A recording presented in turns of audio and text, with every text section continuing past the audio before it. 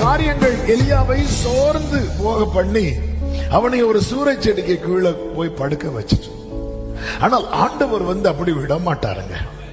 உலகம் நல்ல கவனமா கேளுங்க.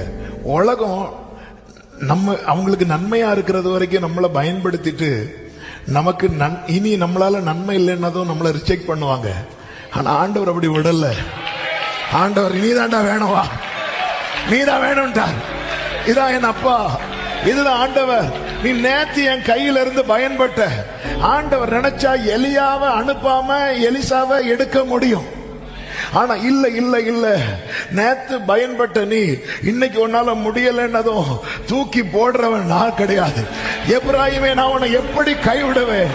நான் மனிதன் அல்ல, நான் தேவனாயிருக்கிறேன். கிதியோன் செஞ்ச உதவி அவங்க மறந்துட்டாங்க. ஏன்னா இப்ப அவங்களுக்கு உதவி தேவையில்லை, தேவையில்லை. ஆண்டவர் இந்த எலியா வேண்டாம்ல, ஆண்டவருக்கு இந்த எலியா தான் வேணுமா? ஆண்டவர் என்ன சொல்வார்? உன்ன மாதிரி இன்னும் எத்தனை பேர் இருக்கிறாங்க? 7000 பேர் இருக்கிறாங்கல்ல.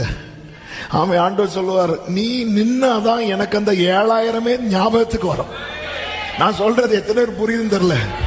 ஆமா, ஆண்டவர் 99 ஆடு இருக்குல்ல, ஆண்டவரே எனக்கு அந்த 99ம் எனக்கு வேல்யூபிளா இருக்கணும்னா இந்த ஒண்ணு உள்ள வரணும்.